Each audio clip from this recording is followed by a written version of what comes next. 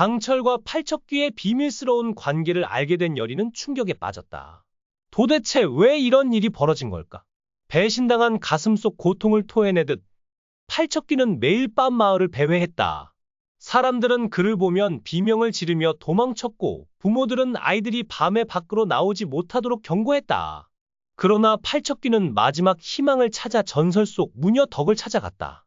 먼 마을 사람들의 소문에 따르면 그녀는 영혼을 다스릴 만큼 강력한 주술을 부린다고 했다. 덕은 팔척귀 앞에서도 평온한 얼굴을 유지했다.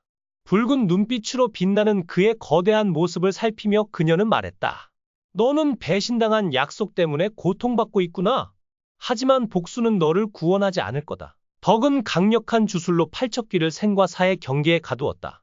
사람들의 안전을 위해 너를 가둬야 한다. 그녀의 단호한 목소리에 팔척귀는 저항조차 못한 채 허공에 묶여 잠들었다. 덕의 손녀 여리는 어린 시절부터 신비로운 이야기를 들어왔다. 하지만 그녀는 안경 장인이 되어 평범한 삶을 꿈꿨다. 마을 사람들의 시력이 좋아지길 바라며 정성껏 안경을 만들었다. 그러던 어느 밤, 차가운 바람이 귀를 스치는 순간 여리의 가슴속에 알 수 없는 전율이 흘렀다. 마치 누군가 그녀를 부르는 듯한 목소리가 들렸다. 분명히 너를 찾고 있다. 그 단어는 무겁게 가슴에 박혔다. 궁금한 마음에 여리는 할머니의 비밀 상자를 열었다. 그 안에는 은은히 빛나는 향, 고양이 수놓인 비단끈이 들어있었다. 손끝으로 비단끈을 만지자 차가운 기운이 흘러들었고 여리는 자신도 몰랐던 힘이 몸속에서 꿈틀거리는 것을 느꼈다. 달빛이 인도하는 숲길을 따라 걷던 여리는 작은 공터에 이르렀다. 그곳에서 붉은 눈빛을 띤 거대한 그림자를 마주했다. 그는 돌처럼 움직이지 않고 파란빛 사슬에 묶여 있었다. 왜 날 불렀느냐? 그림자가 낮고 무거운 목소리로 물었다. 여리는 떨리는 목소리로 대답했다. 제가 부른 게 아닙니다. 운명이 저를 이곳으로 이끌었어요. 그림자는 고개를 끄덕이며 말했다. 넌 여리다. 덕의 손녀. 내게 너의 힘이 필요하다. 여리는 두근거리는 심장을 억누르며 물었다. 힘이요? 저는 안경만 만들 뿐인데요. 그림자는 따뜻한 미소를 띠며 답했다. 너에게는 그 힘이 있다. 나와 함께라면 원한을 끝낼 수 있다. 여리는 잠시 망설이다 결심했다. 좋습니다. 약속할게요. 당신과 함께 평화를 찾아드리겠습니다. 그 순간 사슬이 녹아내리듯 풀렸고 그림자는 자유롭게 서서 여리를 바라보았다. 달빛 아래 새로운 이야기가 시작되었다. 한편 궁궐 안 큰 전당에는 섬뜩한 침묵이 감돌았다. 배신의 그림자가 다시 깨어나려 하고 있었다. 깨진 창문 사이로 비친 달빛이 먼지 알갱이를 춤추듯 비추었다. 대리석단 위에는 왕이 무릎 꿇고 있었다. 찢어진 옷자락과 금이 간 왕관이 그의 비극을 말해주었다. 그때 거대한 그림자 팔척귀와 여리가 전당의 문턱에 섰다. 팔척귀의 붉은 눈에는 결의가, 여리의 눈에는 단단한 의지가 서려 있었다. 팔척귀가 낮고 우렁찬 목소리로 말했다. 너의 배신으로 나는 모든 것을 잃었다. 이제 그 대가를 치러라. 왕은 흐느끼며 간청했다. 제발 저를 용서해 주세요. 두려움에 사로잡혔던 겁니다. 그의 떨리는 목소리가 전당에 울려 퍼졌다. 그 순간 궁전 벽 곳곳에 숨겨진 그림자들이 꿈틀대기 시작했다. 마치 살아있는 것처럼 재앙의 영혼들이 긴 팔을 뻗으며 냉기를 퍼뜨렸다. 지금이야. 팔척귀가 외쳤다. 여리는 눈을 감고 할머니에게 배운 주문을 또렷이 읊었다. 비단끈이 은빛 빛을 발하며 하늘로 떠올랐다. 순식간에 빛의 방어막이 전당을 가득 채웠다. 방어막 안에서 팔척귀는 두 팔을 벌려 태양 같은 빛을 쏟아냈다. 영혼들은 비명을 지르며 사라졌고 여리는 용서해요, 용서해요, 용서해요 를 반복하며 주문을 이어갔다. 모든 그림자가 사라지자 전당은 다시 고요에 잠겼다. 왕은 눈물을 닦으며 깊이 절했다. 팔척귀는 부드러운 목소리로 말했다. 이제 끝났다. 내 원한도 사라졌다. 달빛은 한층 밝아졌고 전당 안에는 깊은 따스함이 번졌다. 궁궐은 평화를 되찾았다. 팔척귀는 여리에게 감사 인사를 전했다. 고맙소, 여리.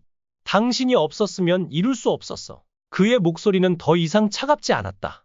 여리는 미소를 지으며 답했다. 저야말로 감사해요. 당신 덕분에 제 마음도 단단해졌어요. 둘은 새벽빛 속에서 궁궐 문을 나섰다. 하늘은 분홍빛과 금빛으로 물들었고 새들이 축하하듯 지적이었다. 적군이 너무 강해 전사님 없이는 승리할 수 없습니다. 사신의 외침이 새벽의 고요를 갈랐다. 타락하는 성문 앞에서 얼음 세상을 바라보았다. 차가운 숨결이 구름처럼 피어오르는 가운데 그는 천천히 고개를 들었다. 왕께 전하라. 우리는 서로 돕기로 약속했다. 조선을 반드시 지킬 것이다. 그의 단호한 목소리는 마을 사람들의 가슴에 따뜻한 울림을 전했다. 약속은 모두의 입술에 맴돌며 깊이 새겨졌다. 며칠 뒤 전쟁터에서 타라카와 그의 전사들은 눈보라를 뚫고 적진을 향해 돌진했다. 햇빛에 반짝이는 갑옷과 말발굽 소리가 전장을 뒤흔들었다. 검과 방패가 부딪히는 순간마다 타라카의 포효는 전사들의 가슴에 불꽃을 지폈다. 마침내 승리가 찾아오자 모두 환호하며 외쳤다. 우리가 약속을 지켰다. 우리가 약속을 지켰다. 그러나 성 안의 왕은 두려움에 떨었다. 타라카의 힘이 너무 강해 언젠가 자신을 위협할 것이라 확신했다. 결국 왕은 사악한 결심을 내렸다. 약속을 저버리기로 한 것이다. 승리의 기쁨이 채 가시기도 전에 마을은 불길에 휩싸였다. 왕의 명을 받은 군사들이 몰려와 불을 지르기 시작했다. 마을 사람들은 비명을 지르며 허겁지겁 도망쳤다. 불길 속에서 타라카는 무릎을 꿇고 절망에 빠졌다. 왜 이러는 것이오? 그의 외침이 밤 공기를 갈랐다. 분노와 슬픔이 뒤섞인 채 그는 하늘을 향해 목소리를 높였다. 절대 용서하지 않겠소. 약속을 깨버렸어. 그 순간 검은 구름이 몰려들고 천둥과 번개가 마을을 뒤흔들었다. 자연마저 약속의 파괴를 애도하는 듯했다. 그날 밤 이후 여진족의 북방의 호랑이 타라카는 사라졌다. 그의 이름은 고통과 분노로 탄생한 전설 속 존재로 기억되었다. 어두운 밤마다 마을 근처 강가에 괴이한 그림자가 나타났다. 물결에 비친 그 모습은 더 이상 타라카가 아니었다. 검게 그을린 피부, 반쯤 풀린 긴 머리칼, 8척이 넘는 거대한 키. 사람들은 그를 팔척귀라 불렀다. 팔척귀의 마음속에는 복수심이 타오르고 있었다. 그는 매일 밤 마을을 배회하며 배신당한 가슴 속 고통을 토해냈다. 사람들은 그를 보면 비명을 지르며 도망쳤고 부모들은 아이들이 밤에 나오지 못하도록 경고했다. 팔척귀는 마지막 희망을 찾아 전설 속 무녀 덕을 찾아갔다. 먼 마을 사람들의 소문에 따르면 그녀는 영혼을 다스릴 만큼 강력한 주술을 부린다고 했다. 덕은 팔척귀 앞에서도 평온한 얼굴을 유지했다. 붉은 눈빛으로 빛나는 그의 거대한 모습을 살피며 그녀는 말했다. 너는 배신당한 약속 때문에 고통받고 있구나.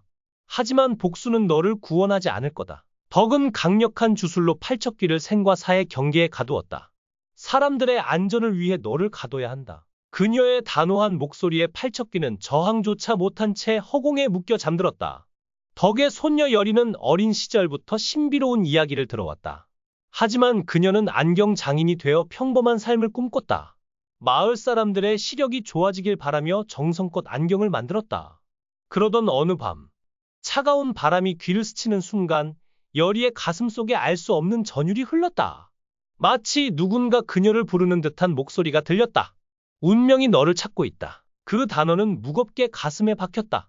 궁금한 마음에 여리는 할머니의 비밀 상자를 열었다. 그 안에는 은은히 빛나는 향과 고디 문양이 수호인 비단끈이 들어있었다. 손끝으로 비단끈을 만지자 차가운 기운이 흘러들었고 여리는 자신도 몰랐던 힘이 몸속에서 꿈틀거리는 것을 느꼈다.